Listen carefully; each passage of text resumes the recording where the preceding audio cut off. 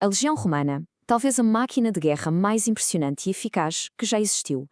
Hoje, vamos desmontar esta máquina, peça por peça, para percebermos como é que um exército conseguiu construir e manter um império que dominou o mundo durante séculos.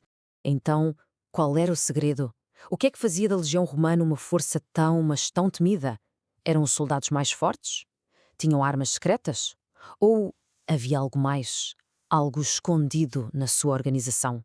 É exatamente isso que vamos investigar. Podíamos pensar que o segredo era a força bruta, mas a verdade é mais interessante. O verdadeiro superpoder de Roma não estava nos músculos de um só homem, mas sim na sua incrível organização. A disciplina, o treino e uma estrutura militar absolutamente genial eram a sua arma mais poderosa. Muito bem, vamos começar pela base de tudo. Para percebermos a Legião, temos de olhar para a sua peça mais pequena e talvez mais importante, o legionário. Como é que Roma pegava num cidadão comum e o transformava numa autêntica máquina de combate? Bem, no início, ser soldado em Roma era quase um passatempo para os mais ricos, isto porque cada um tinha de pagar pelo seu próprio equipamento.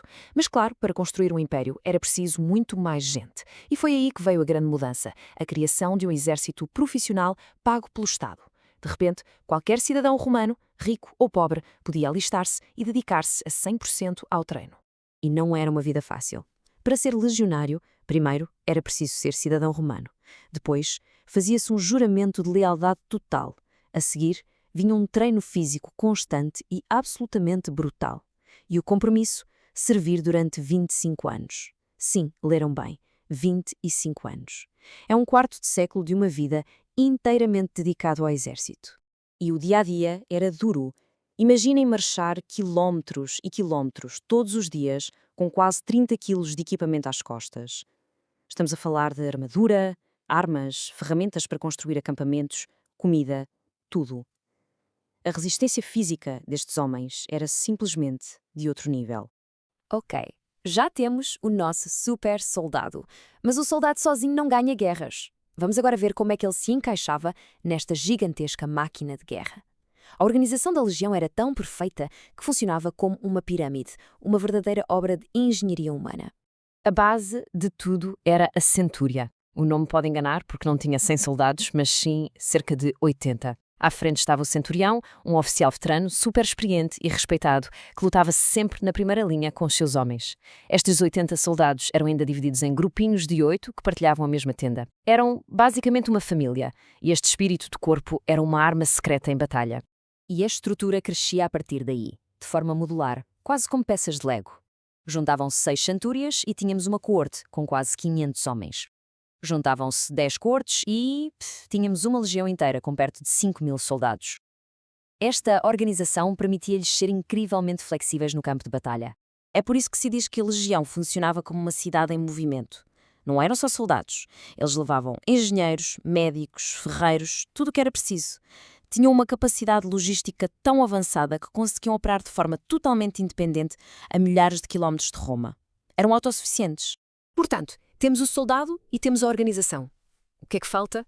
As ferramentas, claro. Vamos ver o equipamento e as táticas letais que tornavam os legionários tão eficazes em combate. A defesa era a prioridade. A armadura de placas de metal, conhecida como lorica segmentata, oferecia uma ótima proteção, ao mesmo tempo que permitia flexibilidade. O capacete protegia a cabeça, mas muito importante, não bloqueava a visão nem a audição.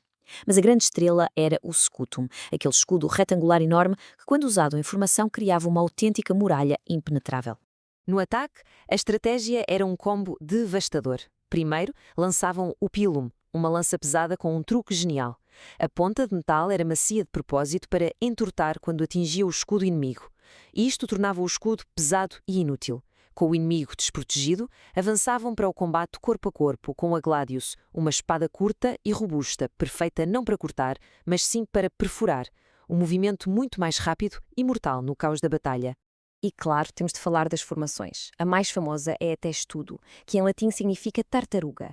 E o nome diz tudo. Os legionários juntavam-se de forma tão compacta, cobrindo-se com os escudos por cima e pelos lados, que se transformavam numa espécie de tanque de guerra humano, impenetrável a flechas e outros projéteis.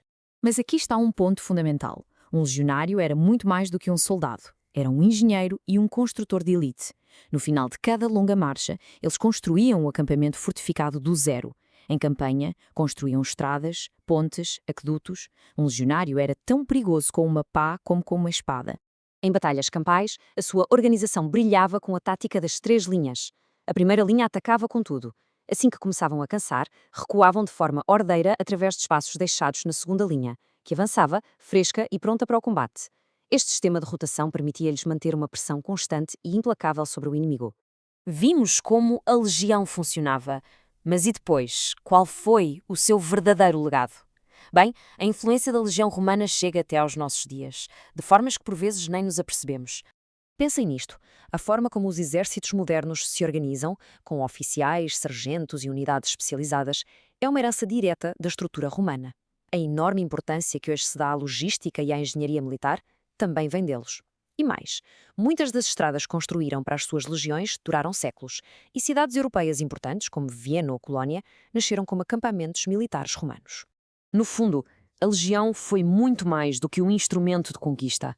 Onde quer que os soldados fossem, levavam com eles a engenharia, as leis e a administração romana.